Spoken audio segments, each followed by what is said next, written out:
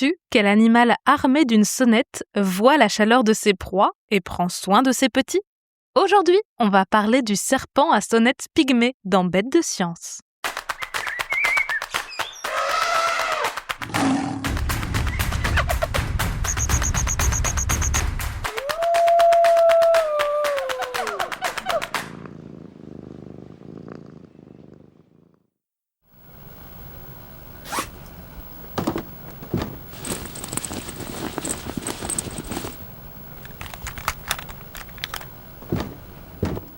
Je te conseille de chausser une paire de bottes en caoutchouc,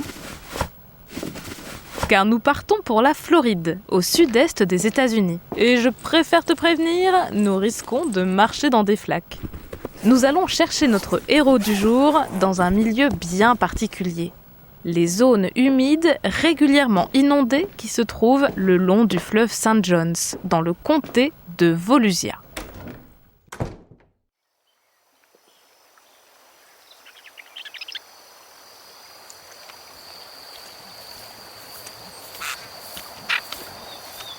Le paysage que l'on rencontre ici est très différent de nos forêts tempérées.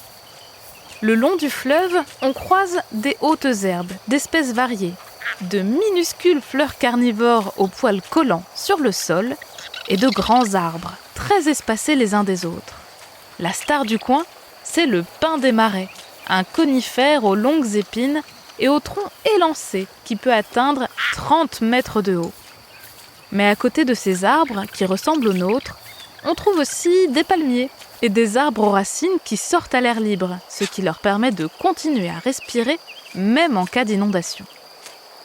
Et pour ce qui est des habitants, je peux te dire qu'il y a du monde ici. On croise souvent des ours noirs, moins impressionnants que les grizzlies, des urubus noirs,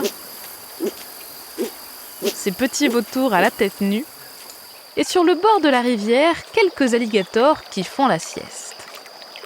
C'est aussi le paradis pour de nombreux oiseaux d'eau et le territoire de jeu du pic à face blanche. Des tortues et des tritons habitent également ici. Mais celui que nous cherchons se fait plus discret. Je crois qu'il va falloir retourner quelques rochers ou quelques souches pour le dénicher. Une belle pierre en plein soleil devrait faire l'affaire. Attends. J'enfile mes gants avant de la soulever. Et toi, mets-toi en position pour prendre rapidement une photo si notre sujet choisit de détaler à toute vitesse.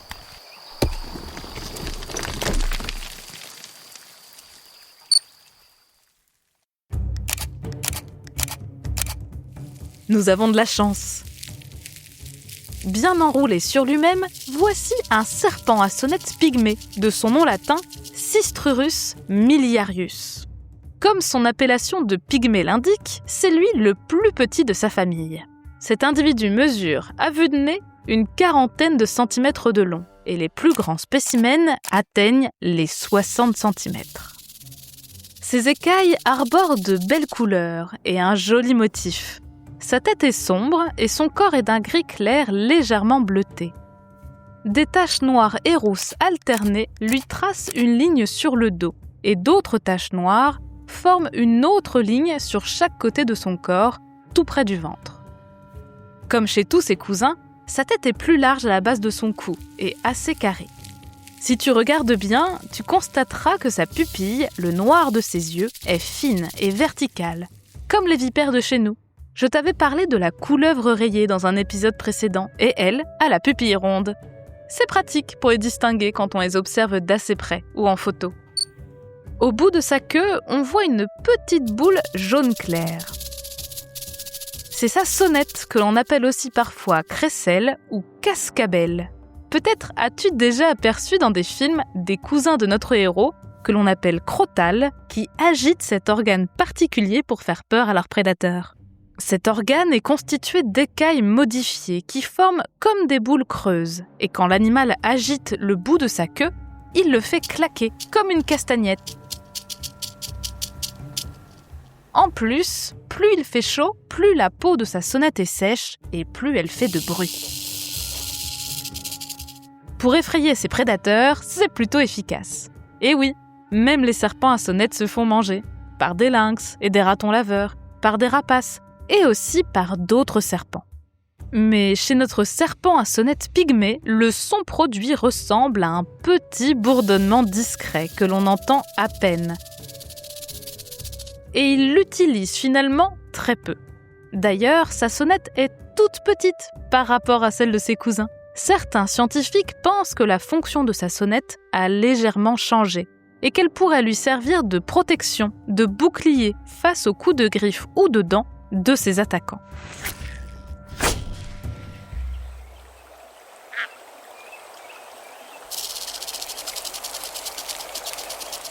Comme tous les serpents à sonnette, notre héros est un prédateur qui chasse en embuscade, immobile, le corps tendu en position d'attaque, ou en poursuivant ses proies. Il mange des lézards, des rongeurs, des oiseaux, des grenouilles et des mille-pattes géants. Miam! Pour l'aider à digérer, il injecte un venin à ses proies grâce à 2 crochets situés dans sa bouche. Ce venin n'est pas du tout assez fort pour tuer un humain, je te rassure. Mais il a des propriétés très intéressantes, puisqu'il empêche le sang de coaguler. Quand on se griffe et que l'on saigne, même un peu, très vite, une croûte se forme et évite que le sang coule et quitte le corps. C'est très pratique. Ce venin évite donc la création de cette croûte.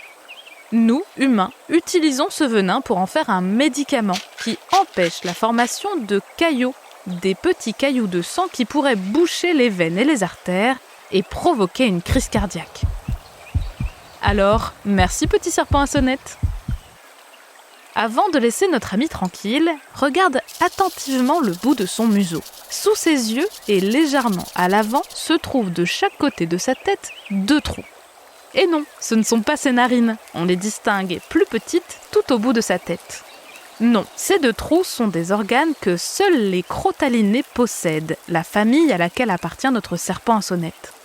Ce sont des fosses sensorielles, ce qui leur a donné leur nom anglais de pit viper, ce qui signifie littéralement vipère à fosse.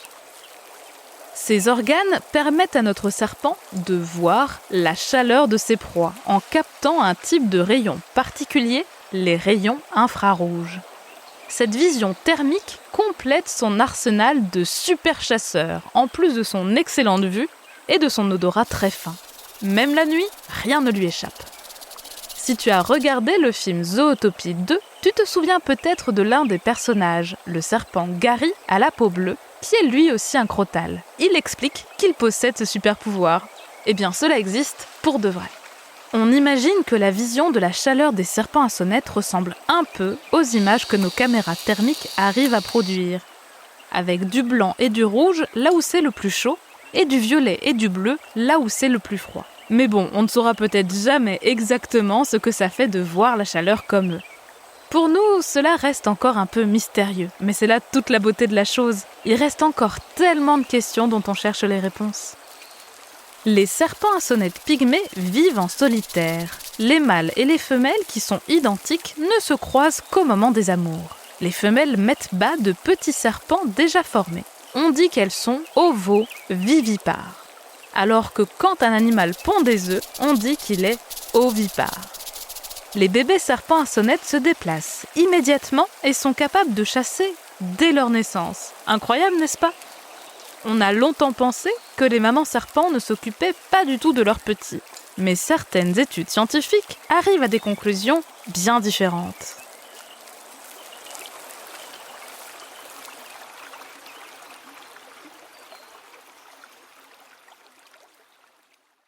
Les serpents sont rarement vus comme les meilleurs parents du règne animal. Et même s'ils sont plutôt solitaires, il a été observé chez certaines espèces des regroupements et même de la communication entre individus. Alors, qu'en est-il vraiment ? Est-ce que les femelles serpents à sonnette s'occupent de leurs petits ou les défendent ? C'est ce qu'ont voulu savoir Harry Green et ses collaborateurs qui ont publié leurs résultats en 2002. Sur le terrain, pendant 6 ans, les scientifiques ont compté le nombre de nouveau-nés serpents à sonnette pygmées qu'ils trouvaient et notaient la présence ou non de leur mère auprès d'eux. Sur les 35 groupes de bébés serpenteaux observés ensemble, 23 d'entre eux étaient en présence de leur mère. Cela fait beaucoup. Les mamans serpents à sonnette semblent donc bien rester avec leurs petits, et ce, jusqu'à leur première mue, leur premier changement de peau, qui a lieu 10 jours après la naissance. C'est toujours un moment délicat où le serpent est vulnérable et n'a pas toutes ses compétences de chasseur. Il voit moins bien, par exemple, car la peau qui recouvre ses yeux devient opaque. Et oui, les serpents n'ont pas de paupières, mais ils ont des écailles protectrices sur leurs yeux, qu'ils changent lors des mues. Ces observations sur le terrain de bébés et de mamans serpents réunis ont inspiré les chercheurs pour creuser la question en laboratoire. Ils ont installé des femelles serpents à sonnette pygmées avec leurs petits dans des terrariums aménagés.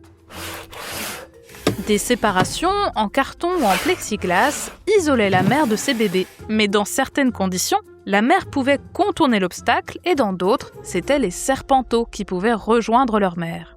Les scientifiques notaient leur comportement pendant 4 jours.